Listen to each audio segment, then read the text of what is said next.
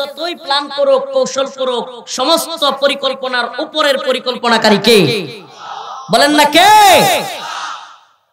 আমরা কেউ জানতাম 2024 সালের 5ই আগস্ট হেলিকপ্টার লইয়া লেডি ফেরাউন পালাইবো? জানতাম কেউ? পালাইছে না পালায় নাই? তাইলে পরিকল্পনা করে কে? ওইখানে প্রোগ্রাম সেট করা ছিল যে তোরে দিছি, যা তুই লাফালাফি করতে থাক, আমি অমুকের বেটি তমুকের বেটি, আমি পালাই না। তুই পালাবি না তো 14 গোষ্ঠী পালাবে। কাদের কাকু কইতো না পালাবো না? বলে নাই? পালাইছে কি পালায় নাই? আমি একটা জিনিস মাঝে মাঝে চিন্তা করি, সুবহানাল্লাহ, আল্লাহ আওয়ামী লীগের এত নেতাদেরকে ধরছেন, বাংলাদেশে অনেকে গ্রেফতার হয়েছে, রিমান্ডে যাচ্ছে, কিংবা এদেরকে অনেকেই অপেক্ষায় আছে কিংবা ধরা পড়ছে, কিন্তু এই কাদের কাকু আর হাসিনা কেমনে পালায়া যাইতে পারলো? চিন্তা করে মিলায়া দেখলাম যে এরা যে বড় বড় গলায় বলছিল পালাবো না, আল্লাহ কয় তোদেরকে ধরা খাওয়াবো না, তোরা পালা। সুবহানাল্লাহ বলবেন না? মানে তোরা যেটা বলছিস সেটার উল্টাটা আমি আল্লাহ করে দেখাবো, যে তোরা বলছিস পালাবি না, আমি বললাম তোরা পালাবি, তোদের 14 গোষ্ঠী 300 এমপি মন্ত্রী সহ সব পালাবি। সুবহানাল্লাহ বলবেন না? কে পারেন সেটা বলেন না, কে পারেন? তাহলে নতুন করে কেউ জুলুমের চিন্তাও করিয়ে না। ওই আল্লাহ এখনো আছে না নাই? ওই পাবলিকও এখনো আছে না নাই? জুলুম করলে আওয়ামী লীগের লাঠি কিন্তু আমলেগর ফাসাতে পড়বো। আল্লাহ বুঝার তৌফিক দান করুন। আরো জোরে বলেন আমিন। তো আমার আল্লাহ রাব্বুল আলামিন বলেন, ফামান যুহজিহা আনিন নার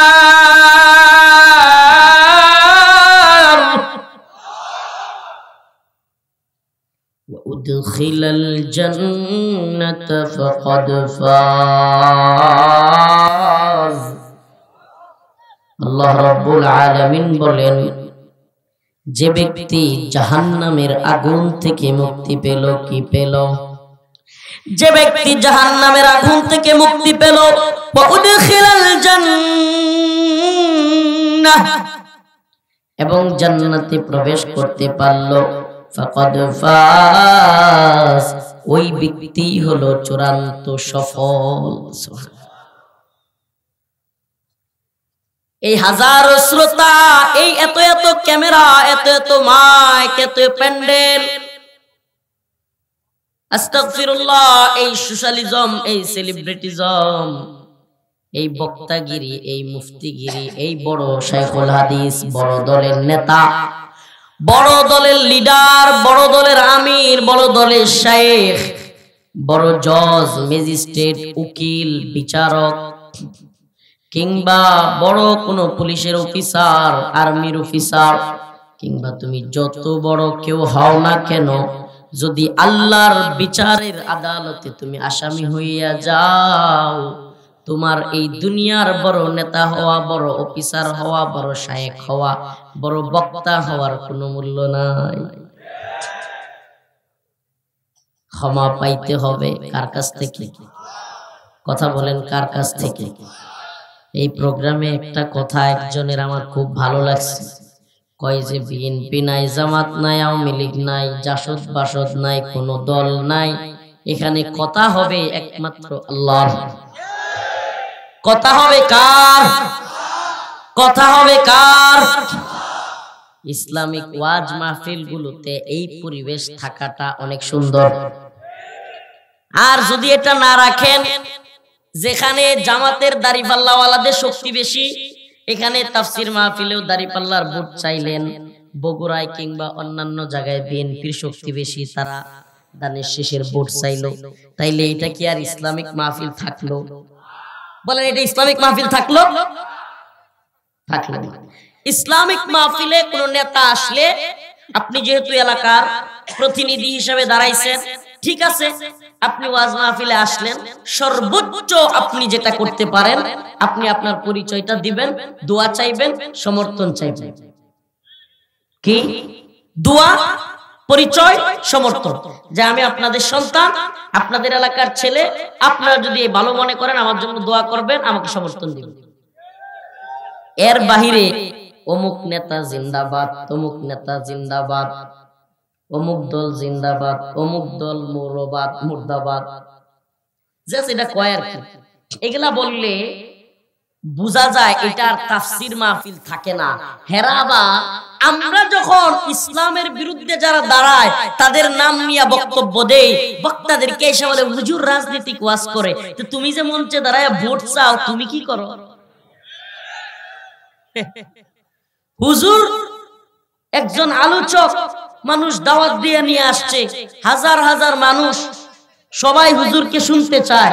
হুজুর তার মত প্রকাশ করতে গেলে, হুজুর তার কথা বলতে গেলে, হুজুর কারো সমস্যা ধরায়া দিতে গেলে, কারো জুলুমের ব্যাপারে কথা বলতে গেলে আপনি তখন বলেন হুজুর রাজনৈতিক বক্তব্য দেয়।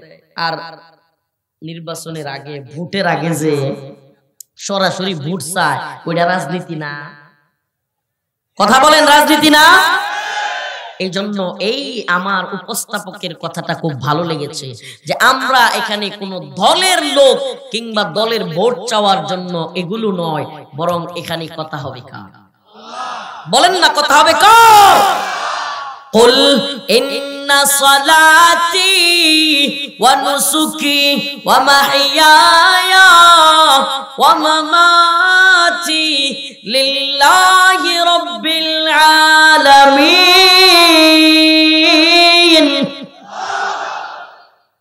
হে নবী আপনি বলে দেন, আপনি জানায়া দেন, ইন্না সালাতি ওয়া নুসুকি, নিশ্চয়ই আমার নামাজ, নিশ্চয়ই আমার কুরবানি, ওয়া মাহইয়ায়া, নিশ্চয়ই আমার হায়াত, ওয়া মামাতি, নিশ্চয়ই আমার মৃত্যু, লিল্লাহি রাব্বিল আলামিন। কার জন্য?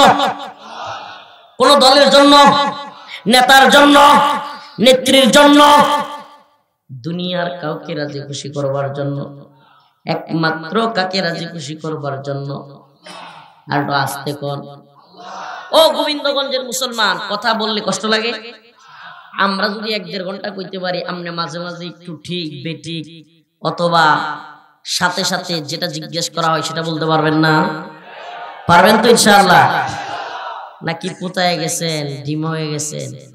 এই গাইবান্ধায় আমি এত বেশি আসি নাই। গাইবান্ধায় এই উত্তরবঙ্গের অনেক জেলায় আসা হয়েছে, সুযোগ হয় নাই।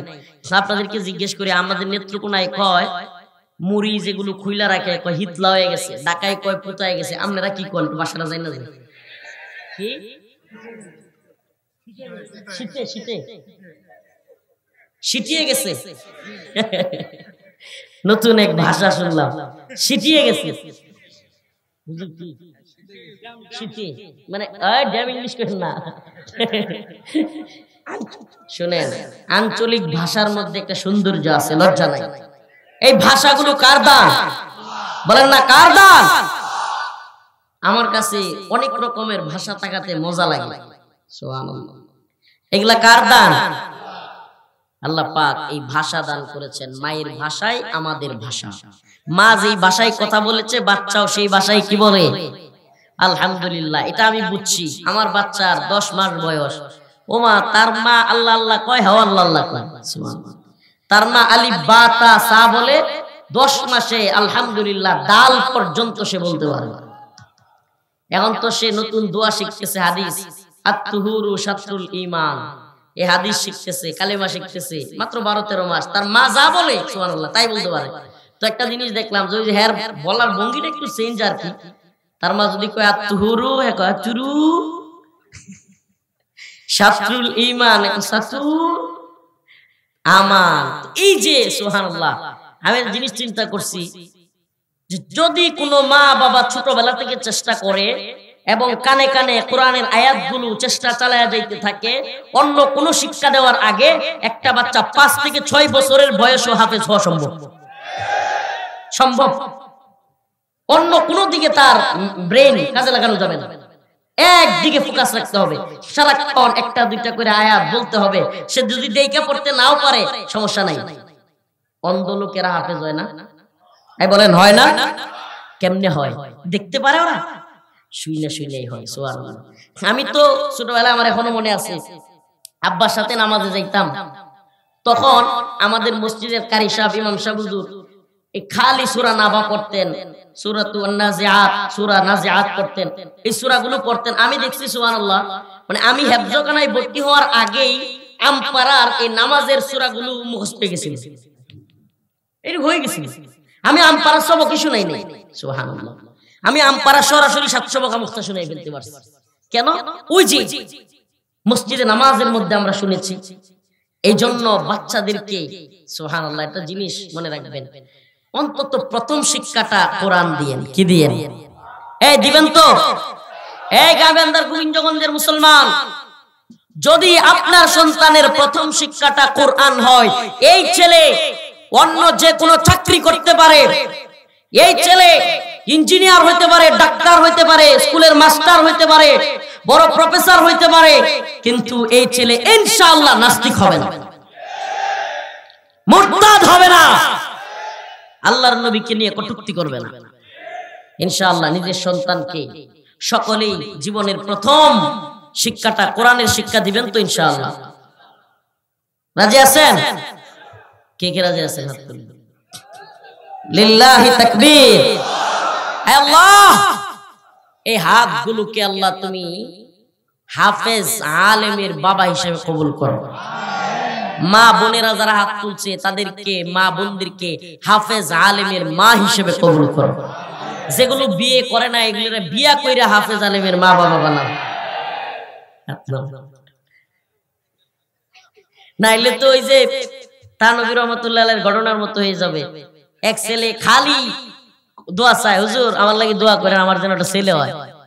পরের বছর আসছে আবার কয়, হুজুর আমার জন্য দোয়া করেন, আমার জন্য একটা ছেলে হয়।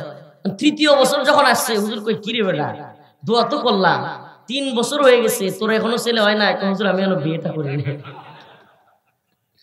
তো এখন যারা বিয়ে করে নাই তাদেরকে বলবো আল্লাহ রাসূলের নির্দেশ, ইয়া মাশারাশ শাবাব মান ইসতাতা মিনকুমুল বাআ ফালতাযাওয়াজ।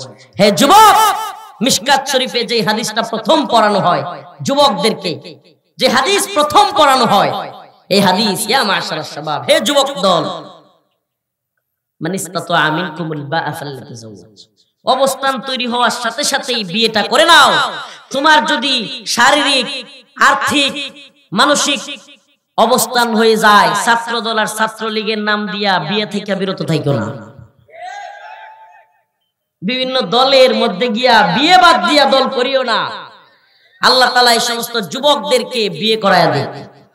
আমার যুবতী বোনদেরকে ভালো বিয়ের ব্যবস্থা করে দিই।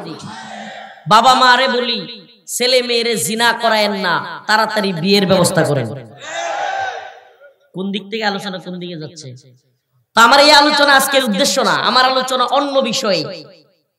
আমার আলোচ্য বিষয় হলো সবর, আল্লাহর পক্ষ থেকে ইমতিহান, সবর এবং পরীক্ষা আসবে। কয়টা বিষয় বললাম? একটা বিষয় হলো আল্লাহর কাছে চাওয়া। আল্লাহর কাছে কি? আল্লাহ বলেন ইয়া আইয়ুহাল্লাযীনা আমানু ইসতাঈনু বিস-সাবরি ওয়াস-সালাহ। এই আয়াতের আলোচ্য বিষয় আমি মন খুলে আপনাদের সামনে আওয়াজ দিয়ে কথা বলতে পারবো না, এইজন্য ক্ষমা চেয়ে নিচ্ছি। আজকের এই আমি আমার এই ভাইয়ের প্রতিও রাগ করতেছি না, এটা আল্লাহ ইচ্ছা, কখন কি হয় আমরা চাইলেও পারবো। ওয়ামাকারু ওয়ামাকারাল্লাহ আল্লাহু খায়রুল, যে যতই প্ল্যান করুক, কৌশল করুক, সমস্ত পরিকল্পনার উপরের পরিকল্পনাকারী কে? বলেন না কে? আমরা কেউ জানতাম 2024 সালের 5ই আগস্ট হেলিকপ্টার লইয়া লেডি ফেরাউন পালাইবো? জানতাম কেউ? পালাইছে না পালাই নাই? তাইলে পরিকল্পনা করে কে? ওইখানে প্রোগ্রাম সেট করা ছিল যে তোরে দিছি, যা তুই লাফালাফি করতে থাক, আমি অমুকের বেটি তমুকের বেটি, আমি পালাই না। তুই পালাবি না তো 14 গোষ্ঠী পালাবো। কাদের কাকু কইতো না পালাবো না, বলে নাই?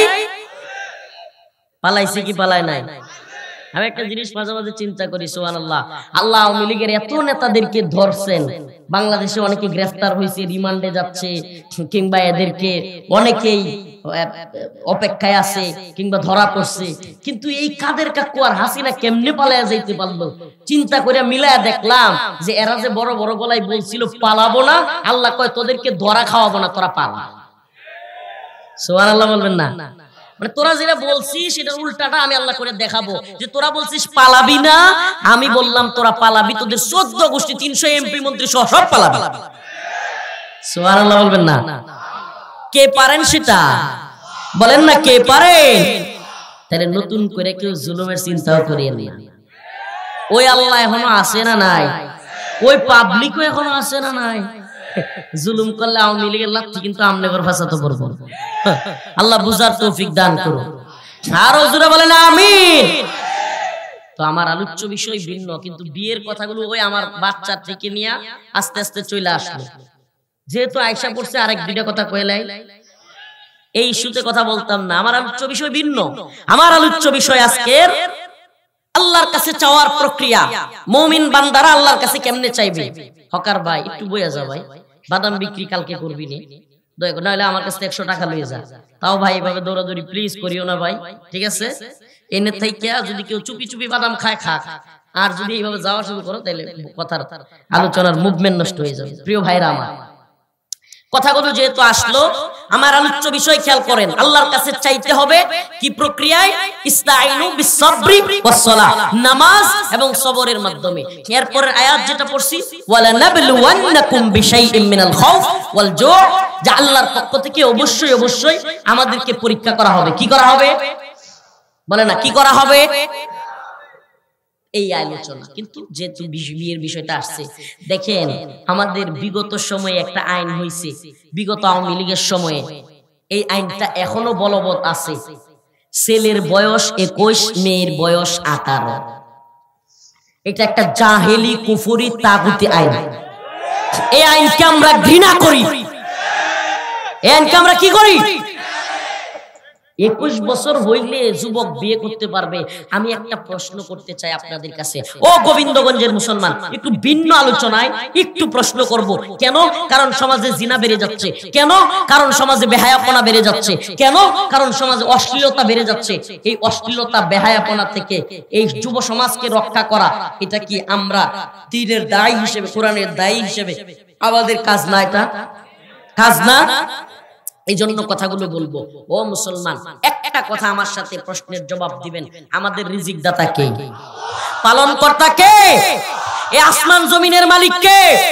চন্দ্র সূর্যের মালিক কে? এই পানি, এই যে খাই পেট ভরে যায়, এই পানিটা না খাইলে শরীরের পানির জন পিপাসা লাগে, পাগলের মতো হয়ে যায়। এই পানি দিয়েছেন কে? বলেন না, পানি দিয়েছেন কে? সুবহানাল্লাহ। সব কিছু দিলেন আল্লাহ, খাওয়ান আল্লাহ, পালেন আল্লাহ। সুবহানাল্লাহ ওয়া বিহামদিহি।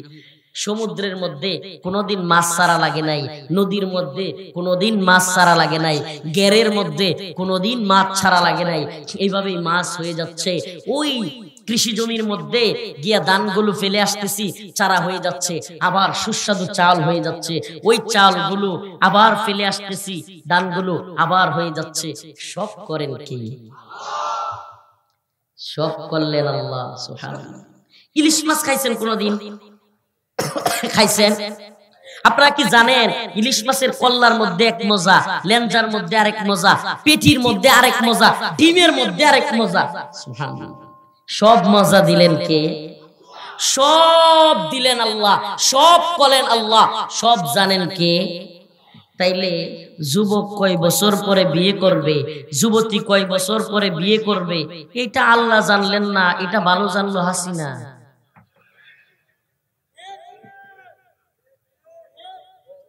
কথা বলেন না? মানে আল্লাহ সব জানলেন, আল্লাহ সব করতে পারেন। সুবহানাল্লাহ। আল্লাহ তাআলা একটা যুবককে বালেগ বানায়া দিলেন, তার যৌন শক্তি দিয়ে দিলেন। একটা যুবতীকে বালেগা বানায়া দিলেন, তার জরায়ুতে সন্তান নেয়ার মতো, এটা রহমতে করতে থাকে, তার জরায়ুতে সন্তান নেয়ার মতো দারুণ ক্ষমতা দিয়ে দিলেন। আর তার বিয়ের বয়স হয় নাই। এটা আল্লাহ বুঝলেন না, নাউজুবিল্লাহ। বুঝলো হাসিনা, বুঝলো ডক্টর মোহাম্মদ ইউনূস। এর চাইতে কষ্টের আরো কিছু হইতে পারে? এই গোবিন্দগঞ্জের মুসলমান, আমার ভাষা কি বুঝতেছেন না আপনারা? এটা আল্লাহ বুঝলেন না, নাউজুবিল্লাহ। এখন যদি একটা প্রশ্ন করি যে এই আইনটা আপনারা কেন করলেন, আমরা তো দেখি 21-এর আগে যুবক, 18-র আগে যুবতী পার্কের চিপাই চাপায়, হোটেলে, কলেজে, বিভিন্ন রাস্তাঘাটের চিপাই চাপায়, গাছের চিপাই চাপায় বৈশা বেহায়াপনা অশ্লীলতা করে, এমন অশ্লীলতা যে একজন আরেকজনের পেটে বাচ্চা পর্যন্ত দিয়ে দিচ্ছে, বিয়া বহির্ভূত সম্পর্ক করে বাচ্চা নষ্ট করতেছে, ছোট্ট মাসুম বাচ্চা ড্রেনে পড়ে আছে। আমরা সেই দিন দেখি 21-এর আগে, 18-র আগে বিয়ে হচ্ছে না, কিন্তু জিনা ব্যভিচার করতেছে, তখন তো আপনারা কাউকে গ্রেফতার করতে দেখেন। কথা বলেন না কেন? এটা কেমন আইন করলেন? কয় কি হুজুর আপনারা তো বুঝেন না, আপনারা তো অবুঝ, আপনারা হলেন সীমিত জ্ঞান রাখেন। আসলে হলো 21-এর আগে বিয়ে করলে ম্যাচিউর হয় না, এদের বয়স কম থাকে, বাচ্চা কাচ্চা হইলে 18-র আগে মেয়েদের পুষ্টির কম হয়, পুষ্টির অভাব হয়। এই সুশীলের দল, বাঙ্গু প্রগতিশীলের দল, সেকুলারদের দল, তোদের যারে তোরা জাতির পিতা বলিস, তোদের জাতির পিতা শেখ মুজিব, শেখ হাসিনার আম্মা শেখ ফজিলাতুন্নেসা মুজিবকে বিয়ে করছিল 9 বছর বয়সে। কয় বছর?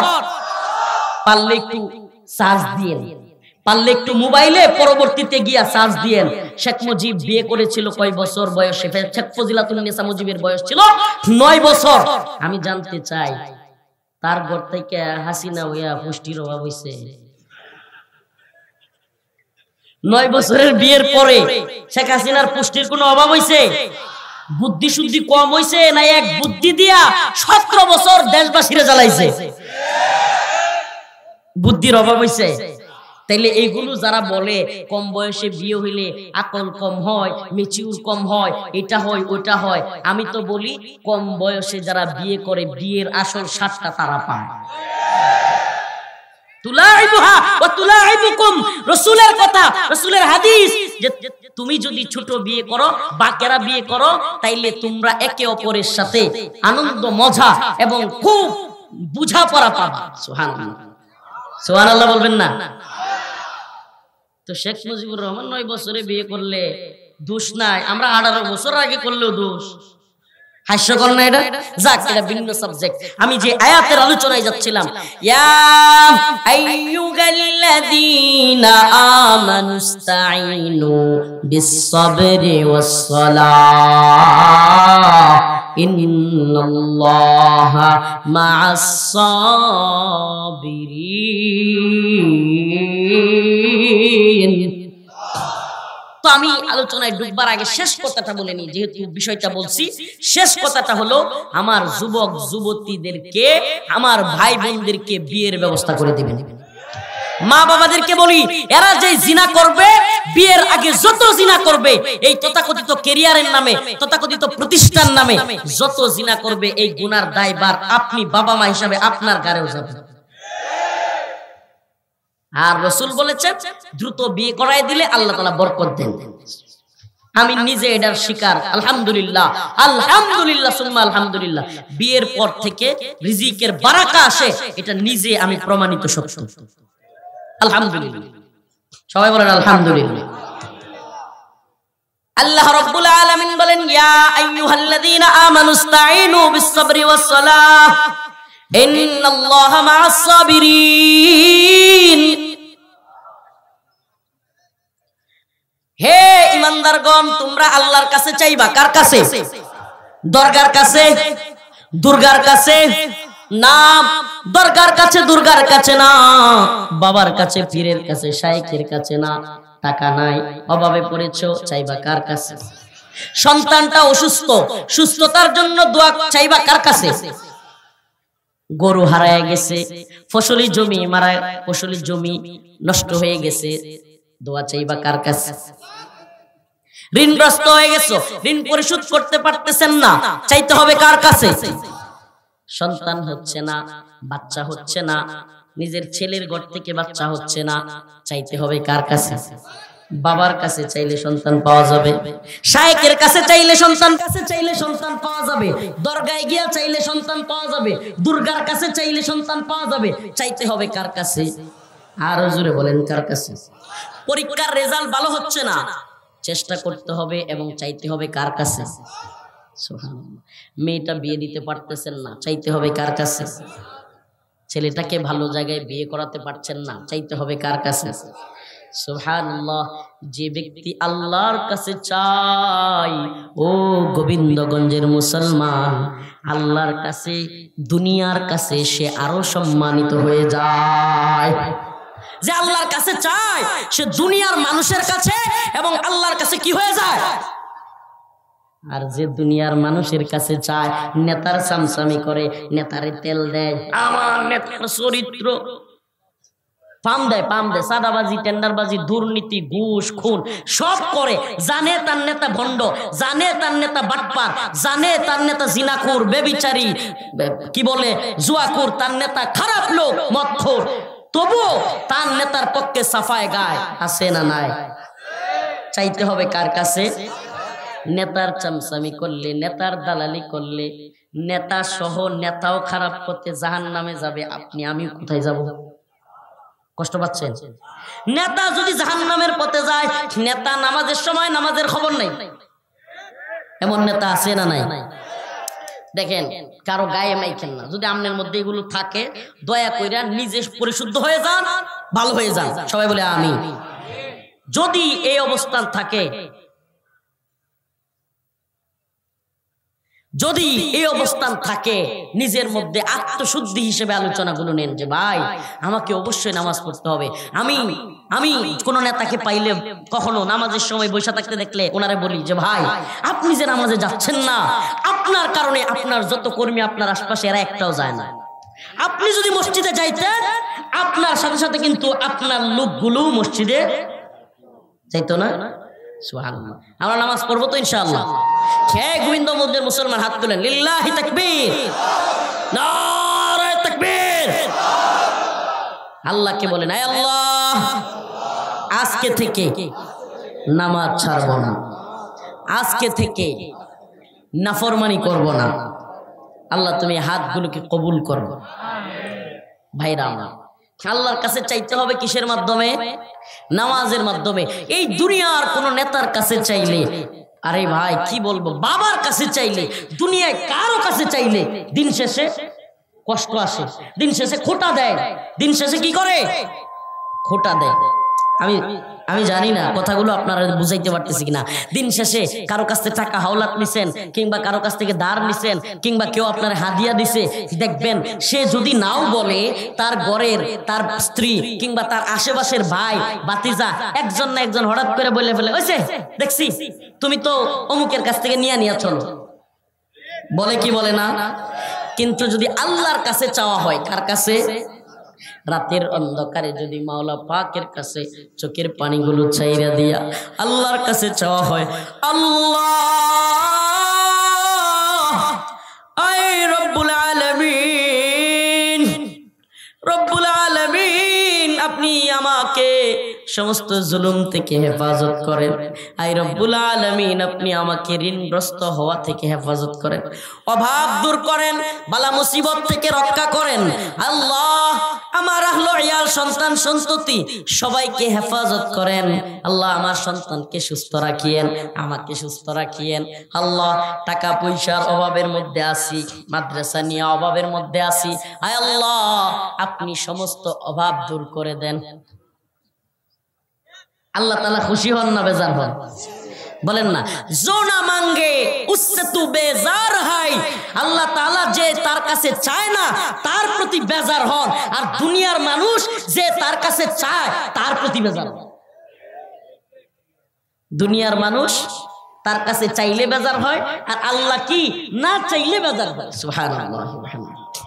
ও প্রিয় মুসলমান গোবিন্দগঞ্জবাসী, আমরা অনেক জুলুম দেখেছি, অনেক অত্যাচার নির্যাতন দেখেছি। হাসিনার জুলুমের শিকার হয়ে 26 দিন রিমান্ডে থেকেছি। দীর্ঘ প্রায় 32 মাস কারাগারের অন্ধকার প্রকাশ্যে কেটেছে আমাদের জীবন।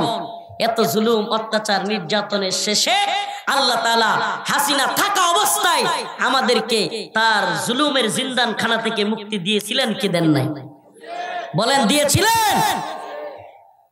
এটার একমাত্র মালিক, এই যে মুক্তি দিতে পারেন কে? শেষ দিন এত কেঁদেছিলাম, অনেক কান্না করেছিলাম, আল্লাহর কাছে বলেছিলাম রব্বুল আলামিন মাওলা সবগুলো মামলার জামিন হয়ে গেছে, তবুও শুনতেছি আমাদেরকে ছাড়া হবে না। গোয়েন্দা সংস্থার ক্লিয়ারেন্সের নামে, অমুকের নামে, তমুকের নামে আমাদেরকে আবারও আটকে দেওয়া হবে। আয় মালিক, ক্ষমতার মালিক শেখ হাসিনা নয়, ক্ষমতার মালিক তুমি আল্লাহ। আল্লাহর কাছে দোয়া করে কারাগারে শেষ দিন অনেক কান্না করেছিলাম, বলেছিলাম আল্লাহ যদি রিজিক আমার মায়ের হাতের রান্না করা খাবার আমার ভাগ্যে লেখা থাকে, তাকদীরে লেখা থাকে, কেউ ফিরাতে পারবে না মাওলা, আজকে রাত্রেই যেন আমি আমার মায়ের হাতের রান্না করা খাবার খেতে পারি।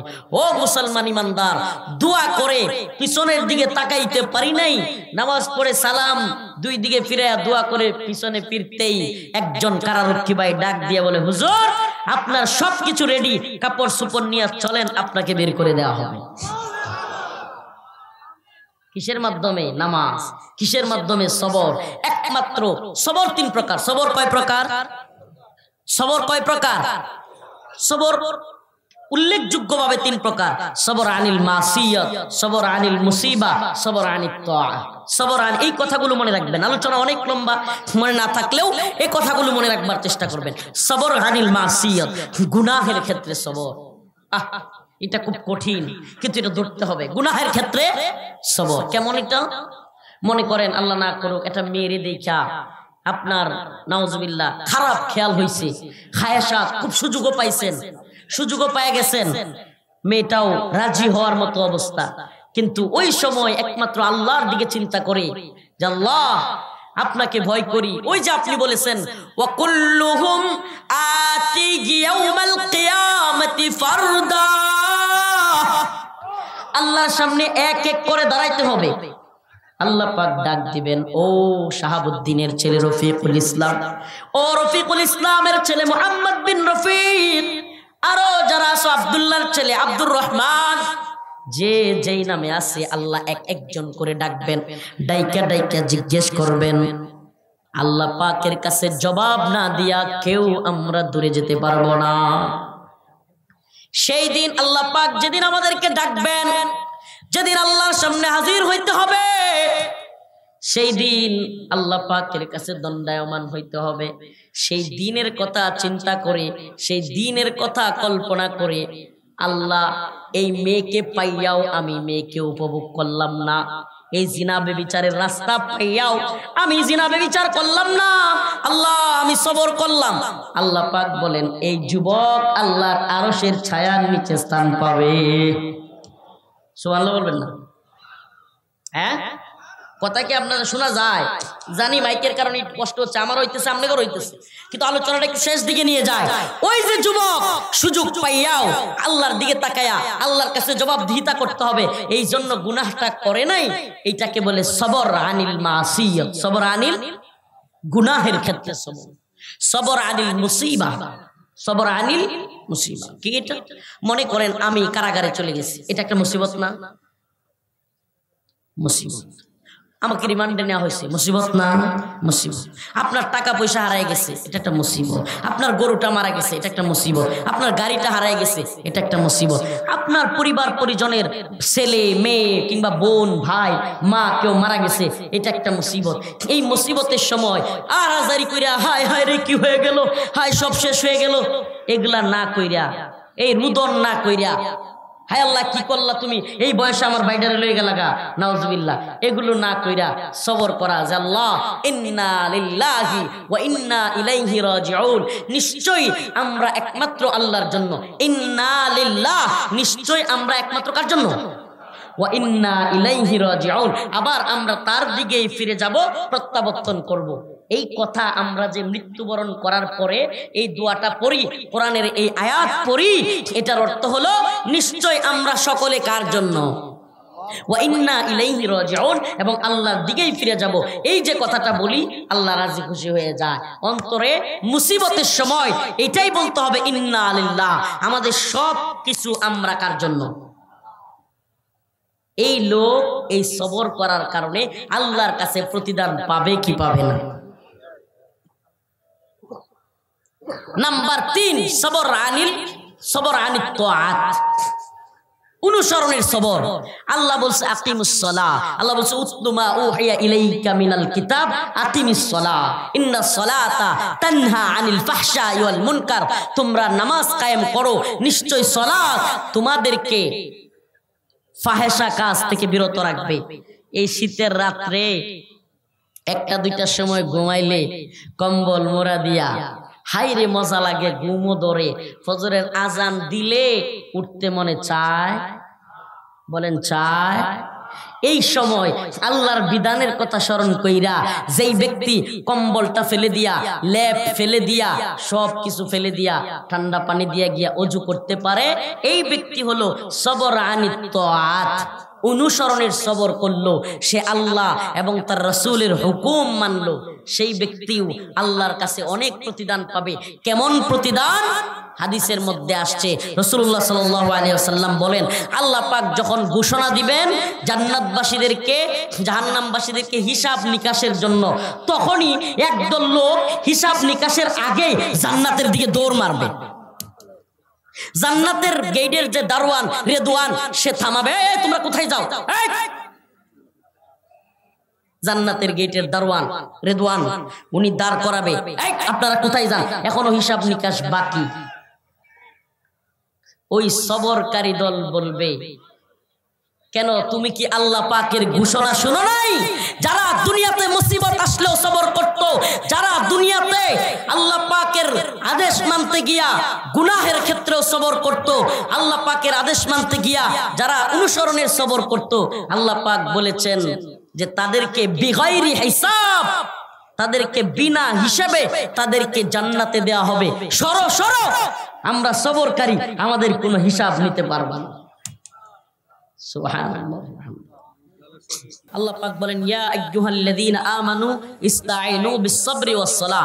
হে মুমিন, তুমি আল্লাহর কাছে চাইবা। একমাত্র কার কাছে? ইসতাঈনু বিস-সাবরি ওয়াস-সালাহ, সবরের মাধ্যমে, নামাজের মাধ্যমে। তুমি যদি সবরের মাধ্যমে চাইতে পারো, নামাজের মাধ্যমে চাইতে পারো, তুমি যা চাও আল্লাহর কাছে অবশ্যই অবশ্যই তুমি তা পাবে। সুবহানাল্লাহি ওয়া বিহামদিহি। আল্লাহ পাক আমাদের সবাইকে সবরের সাথে নামাজের সাথে থাকবার তৌফিক দান করুন। সমস্ত পরীক্ষা মোকাবেলা করে আল্লাহ পাক বলেন, ওয়ালা নাবলুওয়ান্নাকুম বিশাইইম মিনাল খাউফ ওয়াল জু' ওয়া নাকসিম মিনাল আমওয়াল ওয়াল আনফুসি ওয়াত তামারাত। আল্লাহ বলেন যে তোমাদেরকে পরীক্ষা করা হবে, তোমাদেরকে ভয় দিয়ে, তোমাদেরকে রিমান্ডের, ফাঁসির, নির্যাতনের ভয় দেখিয়ে, জেল জুলুম, মামলা হামলার ভয় দেখিয়ে তোমাদেরকে পরীক্ষা করা হবে, ক্ষুধা দরিদ্রতা দিয়ে তোমাদেরকে পরীক্ষা করা হবে। কিন্তু আল্লাহ বলেছেন অবশ্যই অবশ্যই পরীক্ষা করা হবে, কিন্তু সবর যারা করবে আল্লাহ পাক তাদেরকে বিজয় দান করবেন, জান্নাত দান করবেন।